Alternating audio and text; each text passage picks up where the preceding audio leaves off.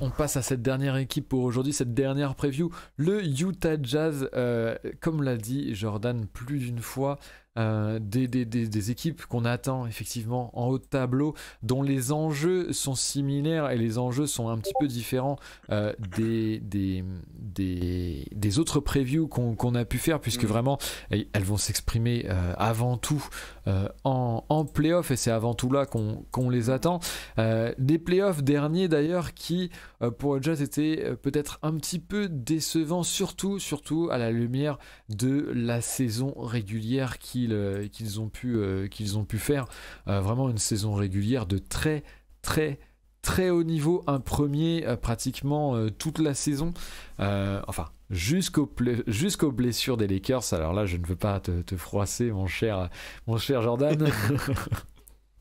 Donc il va falloir que je sois très précis là-dessus, mais malgré tout une franchise qui a joué le très haut du tableau pendant toute la saison et qui a fait un très solide premier avec un net rating, donc la différence entre l'offensive rating et le defensive rating, un net rating qui était extrêmement élevé, anormalement élevé presque, puisque c'était un net rating qui avait d'égal que quelques équipes très rares dans les saisons régulières et qui très souvent allaient au bout, à l'exception vraiment des Bucks d'il y a quelques saisons et des Rockets d'il y a quelques saisons, mais qui affrontaient un Golden State de monstrueux, hein, on le sait tous très bien.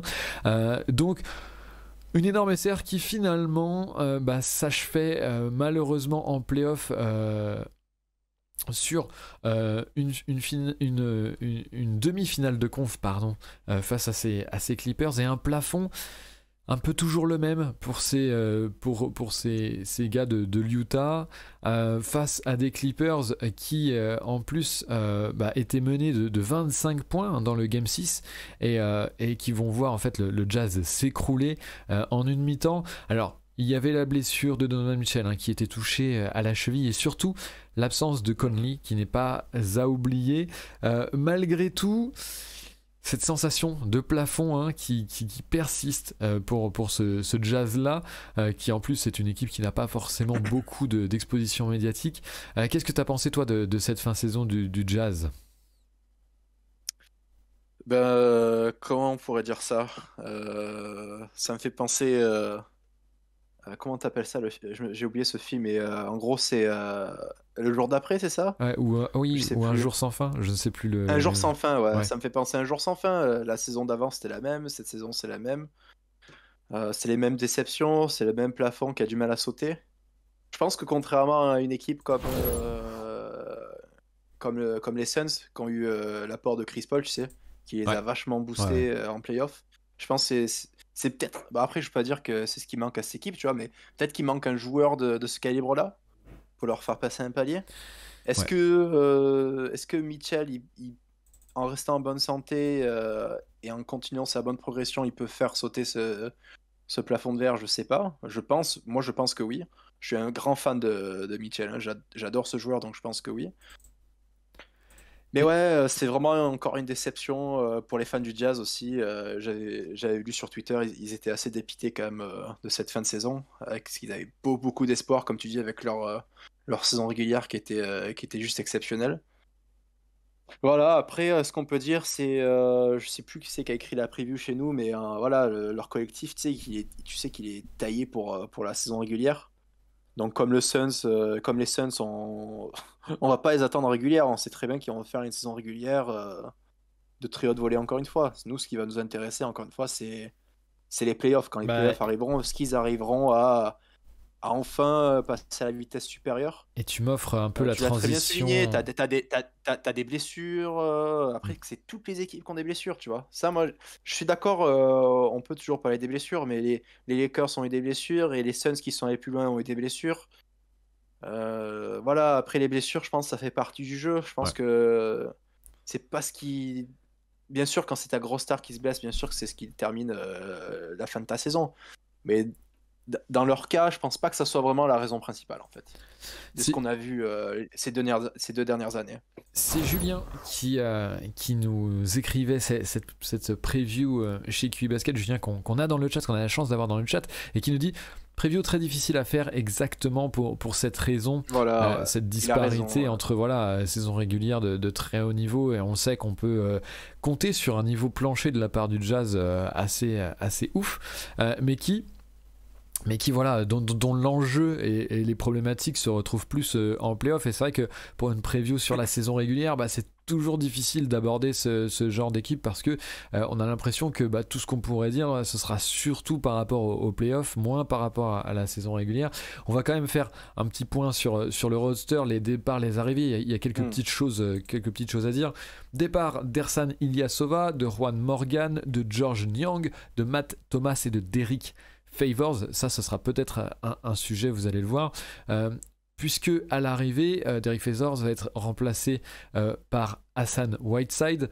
À côté de ça, un rookie plutôt à la main, Jared Butler, arrive. Et puis ce sont les arrivées surtout de Rudy Gay et de Eric Pasquale en provenance de Golden State, qui vont apporter un peu de 109 du côté des ailes, du 109 si on peut le dire, puisque on vérifiait tout à l'heure avec Jordan l'âge de Rudy Gay, et on l'a tous les deux surestimé, pour être tout à fait honnête avec vous. On lui donnait tous plus de 35 ans, et pourtant c'est l'âge qu'il a. Donc par rapport à tout ça, pour moi il y a deux sujets qui peuvent matcher, qui peuvent marcher un petit peu ensemble. Tout d'abord, la perte sur le backup 5, le poste de pivot remplaçant. Derek Favors part. Alors certes, Derek Favors est vieillissant et il faisait peut-être pas la meilleure saison, peut-être un petit peu, c'est vrai. Néanmoins, c'est par rapport à son remplacement. Pour moi, changer de backup pour une plus-value par rapport à Derek Favors, je l'entends tout à fait, fan du Jazz.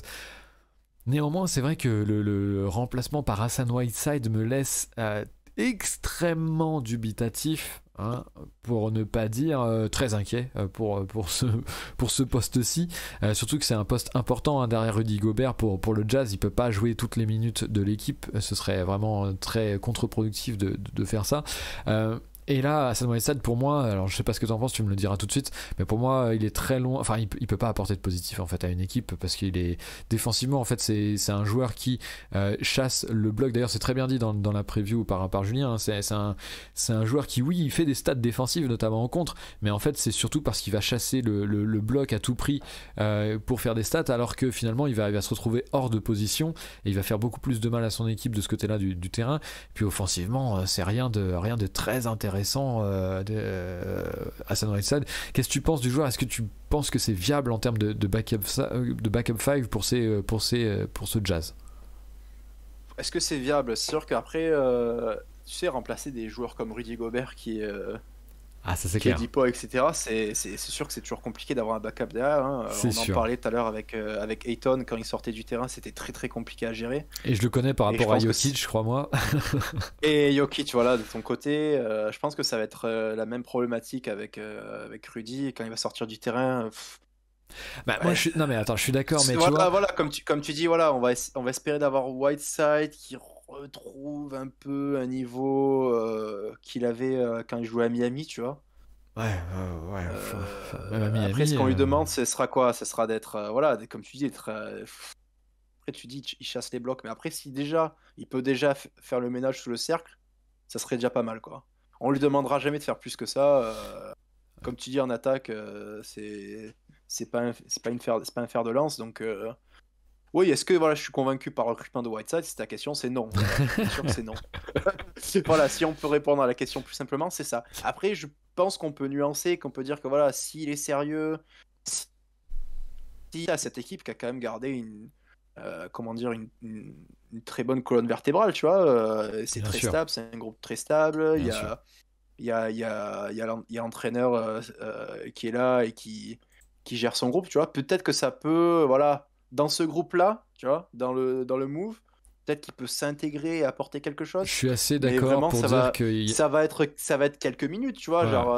Je suis assez d'accord avec toi pour dire que il va falloir qu'il ait un mastic, quoi. Je suis assez d'accord avec toi pour dire que s'il y a bien un groupe dans lequel il pourra être structuré assez correctement et sans vraiment choses autour qui pourraient le faire vriller ou le faire redevenir complètement débile, c'est bien le Jazz où dans l'Utah il n'y a rien d'autre à foutre que jouer au basket de toute façon. Donc et il sera correctement cadré par ce staff là, donc à la limite le peu d'upside qu'il peut encore avoir dans la ligue, je pense que Utah peut le fournir, ça c'est vrai. Et puis une nuance par rapport à ce problème là de backup center, ce serait les arrivées de Rudiger et d'Eric Pasquale à l'aile, au poste de 3, de 3 et 4 surtout, qui pourrait en fait du coup permettre à Utah de jouer un small ball en fait en sortie de première unit, en sortie de 5 majeurs dans la seconde unit. Ça pourrait être au lieu de mettre un backup center, de jouer small ball avec potentiellement Rudiger en 5 et aligner plutôt des ailiers. On sait aussi que c'était quelque chose qui leur a fait extrêmement mal au Jazz quand les Clippers ont pu aligner en playoff un small ball en 5 majeurs avec, on se souvient notamment Nicolas Batum qui a fait des minutes en 5 et en fait il n'y a pas eu de solution en fait du côté du Jazz. Ça les a tués, ça les a complètement tués. Tu parlais tu parlais du 5 majeur, je pense que même bouger, comment il s'appelle, quand tu prononces son nom, Pascal. Ouais. Pascal. Je sais jamais, donc je dis Pasquale. Ouais, je vais l'appeler Pasquale, je vais l'appeler Pascal. Même lui le bouger, tu vois, dans un optique d'un small ball, même le bouger en 5, je pense en voyant jouer les Warriors, je crois qu'il le faisait aux Warriors. Je pense que c'est pas si débile que ça, tu vois. Ouais. Tu parlais de Rudiger, Rudiger il a 76 ans, tu vois. Rudiger, on en parlait de son âge. Après, il sort d'une très bonne saison. Il sort d'une très bonne saison, mais après, physiquement, il va falloir qu'il suive, tu vois. Ouais. Ça reste quelques minutes. Si on lui demande d'avoir un rôle plus important, il va falloir qu'il joue plus. Ça reste quelques minutes.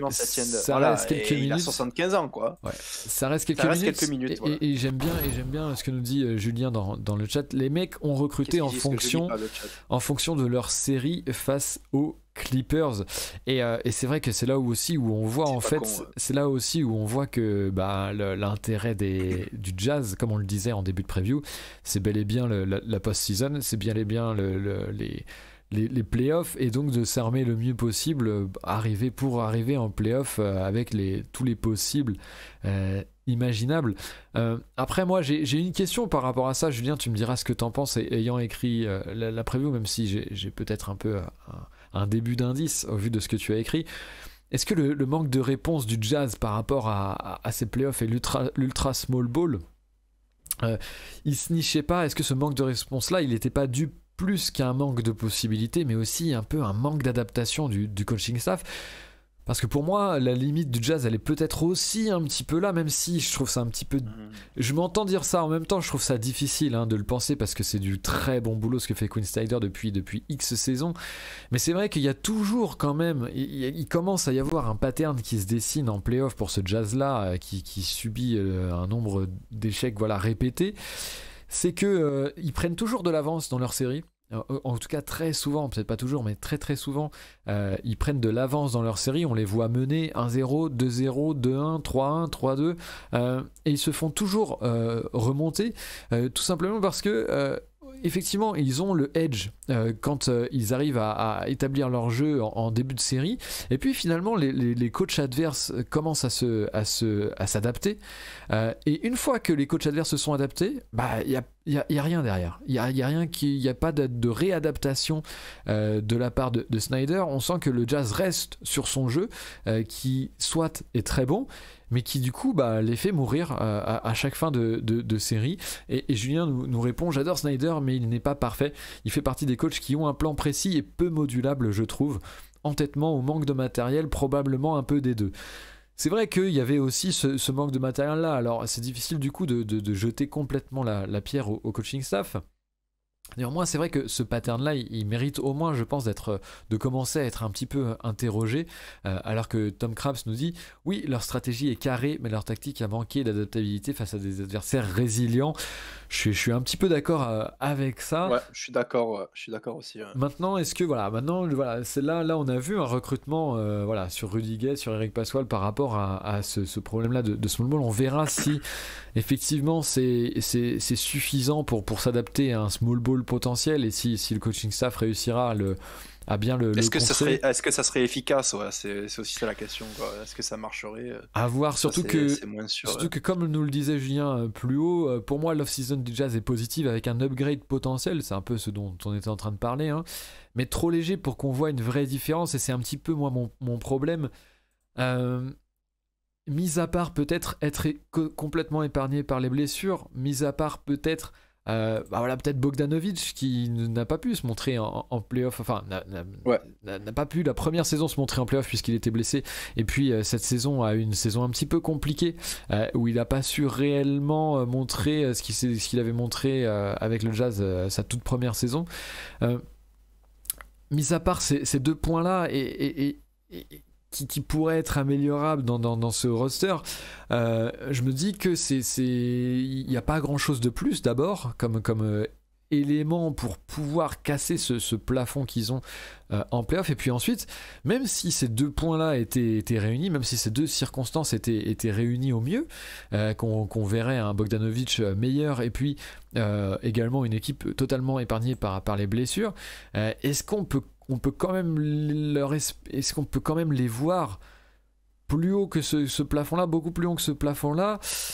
Je suis pas totalement sûr. Est-ce qu'on n'arrive pas un peu comme Portland dans un style totalement différent, hein, bien évidemment, alors, rien à voir entre les deux franchises, mais est-ce qu'on n'arrive pas à peut-être une sorte de plafond et une fin de cycle un peu prématurée, mais une fin de cycle quand même potentiellement pour cette équipe? Moi j'ai un peu peur de cette saison pour une simple et bonne raison, c'est-à-dire que faire une saison régulière aussi forte et finalement échouer au même niveau en playoff, pour moi en fait après des échecs répétés, ça peut aussi un peu plomber le mental d'un groupe qui peut avoir moins envie de faire des efforts, ou il peut y avoir cet aspect fin de cycle. Ils peuvent se lasser, il peut avoir un effet de surtout qu'il y a peu de changements, c'est un peu des fois on prône la continuité, et ça je suis tout à fait d'accord quand il y a une optique dynamique, enfin quand il y a une dynamique tout simplement dans un groupe. Quand il n'y en a pas et que le groupe reste le même en continu, il peut y avoir l'effet inverse de lassitude comme tu le disais et de fin de cycle en fait. Là on a la 3e défaite en demi-camp, quoi. Ouais. Et après le reste c'était des défaites au premier tour, donc c'est vrai que ça commence ça peut être ça peut être un mauvais signe pour le collectif. Après Julien nous dit aussi autre question. Il y a quelqu'un qui sait la fin de contrat du coach? C'est quand? De Snyder, aucune idée. Il a été re-signé, Snyder? Aucune idée. Alors ça, je ne sais pas du tout. Bon, après, les coachs, on sait qu'il y a eu beaucoup de coachs coupés dans l'histoire alors qu'il leur restait encore 4 saisons. Oui, quoi qu'il en soit. Disons que ça plombe moins qu'un joueur. Je sais pas si ça fait combien de temps qu'il est coach de l'Utah? 6 ans, 7 ans? Ah, ça doit faire une bonne paye. Hein. Snyder, c'est un de ceux qui sont en poste depuis longtemps maintenant. Ça fait longtemps, ouais. Le bouffon vert, comme j'aime à l'appeler. Je suis pas sûr que ça. Ouais, c'est vrai. Je suis pas sûr que ce soit l'année qui va décider de son sort, tu vois, mais au bout d'un moment, si il passe pas un cap, surtout avec le groupe qu'ils ont, et comme tu dis, avec les saisons régulières de bonne qualité qu'ils font, je pense qu'il va falloir se poser la question, quoi. Il a prolongé il y a 2 ans pour 4 ans. Le manque. Donc il lui reste 2 ans. Ouais, il lui reste 2 ans, du coup. Donc il reste 2 ans, ouais. Donc franchement, moi, après cette année, si ça marche pas, je pense que ça après, sera le changement autre question à faire, qui nous dit... Ça sera le dernier changement à faire. Ouais, autre question parce qui qu'une nous équipe dit... comme le Jazz, tu le dis, hein, c'est une équipe, c'est un petit marché, et ils recruteront pas de gros All-Stars ou de gros free agents qui vont venir et changer la donne. Le groupe, il va falloir mettre un coup de pied dans la fourmilière, tu vois. Ça n'a rien à voir, c'est une situation totalement différente, tu vois, mais quand les Warriors ils changent d'entraîneur, tu vois, qui finissent champion derrière, c'était quasiment le même groupe, tu vois. Après, il y avait un potentiel d'upside un peu différent. Non, il y avait un potentiel, mais attends, ils ont pas des peintres non plus. Non, mais je suis d'accord. Jazz, tu vois. Je suis d'accord que des fois ça peut... Et c'est ce qui a fait la différence, tu vois. Enfin, moi, après, on va voir ce que ça a donné cette année. Je suis d'accord jusqu'à une certaine limite, parce que pour moi, en fait, là où je suis... Je suis d'accord par rapport au renouvellement de cycle, au bien que ça peut apporter si t'as un problème dans ton groupe qui a plus l'envie ou quoi. Malgré tout, en fait, je trouve que tactiquement, il n'y a pas grand chose de mieux à faire du côté du Jazz. En fait, c'est ça qui me pose problème. C'est-à-dire que, ok, un nouveau coach arrive, je me dis, il est où l'upside tactique en fait d'un nouveau coach? Je le vois pas, à part ses adaptations en playoff, mais je pense que c'est quelque chose qui peut être aussi imputé voilà, c'est important quand même. Hein. Non, je suis d'accord, mais ça peut être aussi imputé. Je pense que c'est ce qui leur coûte la défaite. Quand même. Ouais, mais en même temps, je trouve que ça peut être imputé aussi au roster, tu vois, genre c'est pas que la faute du coach, donc je comprends en fait un coaching staff qui dirait ouais mais j'ai pas les moyens en fait de m'adapter, tu vois, dans ce cas-là, tu vois, enfin je trouve que cette défense là pour le coaching staff elle est largement acceptable du côté de Snyder et du Jazz pour sa dernière saison, même si c'est le même pattern qu'on voit. Je trouve qu'effectivement c'est difficile en fait de changer de fusil d'épaule et de s'adapter en fait dans ces playoffs quand vraiment ton identité est à ce point marquée autour de Rudy Gobert et on le sait à quel point c'est donc difficile. pour toi je te mets on the spot. pour toi la saison prochaine il y a rien qui changerait quoi de ce que tu me dis. Puisque tu vois pas ouais, perso j'ai beaucoup de mal à voir. En fait je vois pas à part un groupe en bonne santé. Ouais, je vois pas l'upside. Tout à l'heure, Julien disait est-ce que le Jazz a un joueur capable de take over lorsqu'on manque de solutions alors, Donovan Mitchell, moi je trouve largement capable, mais tu vois, en dehors de lui, non. En dehors de lui, non. Et ça me pose problème parce que je me dis que même si moi aussi je trouve Mitchell vraiment très bon, hein, vous pouvez aller voir mon DH20, je loue sa capacité à être excellent et encore plus sur la grande scène des playoffs. Je pense que c'est court en fait. Je pense que malgré tout, hein, malgré le Mitchell qui est excellent en playoff et autour de Rudy Gobert, cette équipe et ça, je trouve que voilà, il y a un plafond en fait qui est dessiné. Et en fait, j'avoue que moi, tu me mets on the spot, hein, comme tu oses le dire. Mais j'ose le dire. Mais personnellement non, je vois pas d'upside potentiel autre que Donovan Mitchell, et Donovan Mitchell donne déjà beaucoup. Je pense que voilà, on parle de joueurs qui peuvent take over, comme tu dis, dans un magnifique anglais. Mitchell, je pense que Mitchell peut le faire, tu vois, genre le mec il a quel âge, il a 24 ans. Non mais moi je suis d'accord, moi je pense que il a 25 ans, le mec ça fait 4 ans qu'il est en NBA. Mais je suis tout à fait d'accord, mais le problème c'est que ça ne suffit quand même pas. Capable, tu vois, je sais pas. Voilà. Après, moi, je serais pas catégorique, tu vois. Genre, parce qu'en fait, pour moi, c'est déjà ce qu'il fait. J'ai été trop catégorique dans ma vie avec des joueurs. Donc, je pense que genre, j'étais catégorique avec les Bucks l'an dernier en me disant, ouais, je pense que, tu vois, dans la même veine, je disais, ouais, ça ira jamais plus loin, tu vois. Bon, après, c'est différent parce que Giannis était déjà MVP, etc. Mais voilà, Donovan Mitchell avec les playoffs. Non, mais en fait, pour moi, Donovan Mitchell, il take over déjà en playoff, en fait. C'est déjà ce qu'il fait, en fait. Ah oui, c'est ce qu'il fait déjà. Ouais. Tu vois, genre. Après, voilà. Je ne remets pas du tout en question sa capacité de le faire parce que je trouve qu'il le fait déjà, en fait, vraiment. Hein, mais du coup, ça ne suffit pas, tu vois. Et j'aime beaucoup ce que dit Julien dans le chat, encore une fois. Hein. Est-ce qu'un champion NBA n'a pas forcément un LeBron, Curry, KD, Giannis, etc. Autrement dit, un joueur top 10, en fait. Est-ce qu'il ne faut pas minimum un joueur top 10 Ça pourrait faire un très bon article QI Basket, à mon avis. Et moi, je me range de cet avis-là. Hein. Et comme dit Cham dans le chat, il y a des cas, mais c'est très très rare, quoi. Ils sont peu nombreux. 100 joueurs top 10 et qui sont allés jusqu'au bout. Et non, il a raison, c'est sûr qu'il a raison. Donc, c'est pour ça que. Après, voilà, on parle d'un coach qui. Julien disait, le coach, il est déjà élite, etc. C'est compliqué de faire des changements à ce niveau-là. Et pour aller plus loin, Tom Craps nous dit ce qui coince, c'est que ce sont des mormons pour qui le basket est un business et pas une priorité sportive, et ils ont raison. Alors je ne sais pas si ils ont la volonté d'aller plus loin sportivement ou pas, mais même tu m'offres une très belle perche, c'est-à-dire qu'est-ce qu'on imagine du coup par rapport à l'amélioration du roster, qu'est-ce qu'on peut imaginer par rapport à ce point de vue en termes de front office, de changement en fait qui pourrait justement faire casser ce plafond pour aller plus haut. Et même là, en fait, c'est compliqué pour moi parce que les deux joueurs qui ont énormément de valeur en trade, ce sont Donovan Mitchell et Rudy Gobert. C'est deux joueurs que tu peux pas changer. Pourquoi ? Parce que si tu changes Gobert, en fait, toute ton assise défensive et toute ton identité de jeu s'effondre. Il y a tout qui pète, ouais. Donc tu peux pas vraiment le remplacer en te disant je vais le remplacer et je vais y gagner. C'est très difficile à imaginer parce que Gobert apporte ce plancher-là qui est très très très élevé. Maintenant, pareil avec Donovan Mitchell, tu le remplaces, tu as toujours le même problème d'identité potentiellement limitée avec Rudy Gobert, et tu as ce même problème de dire ok, je l'ai remplacé, mais j'avais un très bon joueur qui apportait du scoring, qu'est-ce qu'il faudrait comme profil pour passer un cap par rapport à ça? Là, il y a très peu de joueurs qui répondent à ce questionnement et ce profil-là. C'est peut-être des héliocentres un petit peu à la Doncic, Harden, Trae Young, ça court pas les rues, ils sont pas sur le marché, et ensuite ils veulent pas venir à Utah. Alors ça devient très compliqué même pour le front office. C'est ça, t'as raison. Là, je pense que l'été qu'ils ont fait, ils ont fait leur maximum pour se renforcer. C'est le maximum qu'ils pouvaient faire pour renforcer le roster. Là, voilà, franchement, en fait, ce qui pourrait, à mon avis, hein, de mon point de vue, hein, ce qui pourrait vraiment aider cette équipe, c'est qu'ils soient en bonne santé tout le long, Ouais. d'accord? Ouais. Qu'ils déroulent encore la basket et qu'ils arrivent en playoff à fond, bonne santé, avec toutes les cartes dans leurs mains. Et je pense que c'est ce qui pourrait les faire aller jusqu'au bout, tu vois. Ouais. Mais sinon, comme tu dis, sans ça, il y aura toujours un plafond de verre qui... Et moi, je vais même Voilà, ajouter... il faudrait que les planètes s'alignent pour eux, tu vois. Ouais, bah, c'est Qu'en ce que face, j'allais t'as dire. les Lakers avec Davis qui se blesse, C'est tu ce que vois, j'allais encore. dire. Que t'as les Suns avec Chris Paul qui est finalement, voilà, qui se fait encore une cuisse, comme tu dis, qui ira pas au cercle. Voilà, il faut qu'il y ait plusieurs équipes qui se blessent. Attendez, ça arrive. Ouais, je suis d'accord.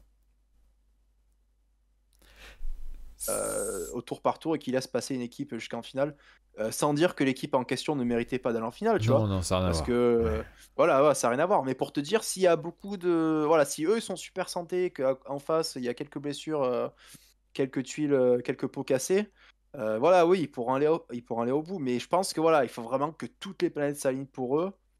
Parce que comme tu dis, même si Mitchell carry déjà. Peut-être que ça sera pas assez pour faire péter le plafond de verre, pour voir quelque chose de différent de ce qu'on a vu les deux dernières années, voire même les 4 dernières années, quoi. Ouais. Non, je suis tout à fait d'accord avec vous. Après, franchement, moi j'aime bien cette équipe du Jazz. J'espère vraiment qu'ils iront au bout avec leur groupe, tu vois. Mais c'est vrai que c'est difficilement imaginable, quoi. Non, mais moi je suis Donc assez... je t'ai mis on the spot et tu m'as dit que voilà, pour toi, il y a très peu d'espoir que toutes les conditions se réunissent. réunissent. Puis comme disait LeBron, qui prend Utah surtout qui est sérieux. Faut pas écouter ce qu'il dit tonton LeBron. Non, mais après, c'est vrai, je suis content que tu finisses en disant quand même que c'est une équipe cool, etc. Moi, je trouve que c'est une équipe qui a pas bonne presse parce que Utah, parce que ça fait pas rêver. Quoique, parce que les Mormons. Comme nous disait Tom Craps, malgré tout, hein, très, très, très beau paysage. C'est les Rocheuses, c'est les canyons. Non, mais c'est un avantage, c'est quand même très joli. Franchement, attends, sans rigoler, tu vois Conley et Bogdanovic, ils sont en très bonne santé, que t'as Mitchell et Gobert qui restent sur leur standard, et voire même si Mitchell continue de progresser. Voilà, on n'est pas à l'abri de 2-3 planètes qui s'alignent et d'un très bon parcours en playoff. Franchement, moi j'aimerais bien au moins qu'ils atteignent au moins les finales de conférence. Ouais, tu vois. Ce serait mérité quand même pour cette équipe. Voilà, ça serait mérité pour ce groupe, pour cette équipe, pour le coach aussi. Ça serait déjà je suis en train de dire what a block by Dodan. Ça serait déjà une bonne chose de faite pour eux, quoi. Non, je suis d'accord. Même en tant que fan des Lakers, hein, franchement, je leur souhaite tout le meilleur pour la saison à venir. Je suis assez d'accord parce que. Voilà, après, je reste pessimiste comme toi, on va pas se mentir. Hein. Je reste pessimiste sur le fait que pour moi, ils arriveront pas à percer ce plafond de verre. Mais voilà, on sait jamais. Faut jamais dire jamais, quoi. C'est ce que je dis. On va peut-être pouvoir du coup s'arrêter là pour ces previews du jour et pour cette preview parce que sinon je vais me faire tuer par ma femme. Oui, voilà, non, mais c'est pour ça, je ne veux pas. Parce que là elle m'attend avec les couteaux. Je vais sortir, je vais descendre, elle va 2 baguettes dans les yeux. Ouais, comme ça. Voilà, elle va mettre les 2 baguettes dans les yeux et ce soir c'est pas sushi, je vous le dis. On va donc vous remercier à tous d'avoir été présents dans le chat. Hein. On passe à Tom Craps, à Cham, à Julien. Merci pour en plus les précisions par rapport au Jazz. Ça faisait super plaisir par rapport à cette preview que tu as pu écrire. On vous invite bien évidemment à lire l'article qui aborde d'autres points plus dans le détail. N'hésitez pas à aller voir ça sur notre site. N'hésitez pas à nous suivre sur Twitter. Demain, c'est le dernier live preview. mais non pas le dernier live de QI, puisqu'on reviendra avec des émissions, on vous préparera des choses tout au long de la saison, alors que NinoStream nous suit. Petit programme aux oignons. Bien sûr, NinoStream, bienvenue à toi. N'hésitez pas à faire comme Nino, à nous suivre ici sur la chaîne de Kick Basket, puisqu'il y aura d'autres choses à venir dans la saison. On essaiera de faire plein de formats différents. Les previews, ça s'arrête demain. On termine du coup avec les Nets, les Bucks et il m'en manque une, je ne sais plus qui à l'est, les Sixers qu'on a repoussé à l'extrême parce que voilà le cas Ben Simmons, mais bon on va se taper ça malheureusement. NBA dans un dodo, et oui NinoStream, on est à une nuit de reprendre la NBA et ça c'est très très encourageant.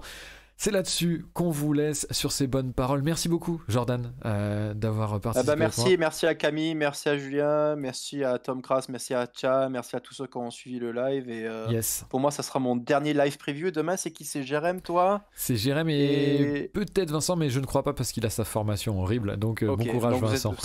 J'essaierai de suivre comme Julien l'a fait aujourd'hui dans les commentaires. Ce sera avec plaisir. Donc les gars, à la plus et j'espère que pour ceux qui nous rejoindront pas demain, prendront beaucoup de plaisir cette année en regardant la NBA et vive les Lakers. Alors non, par contre je peux pas te terminer comme ça, donc non, vive la NBA. Vive la NBA. Salut à tous, salut tout le monde. Merci Clément.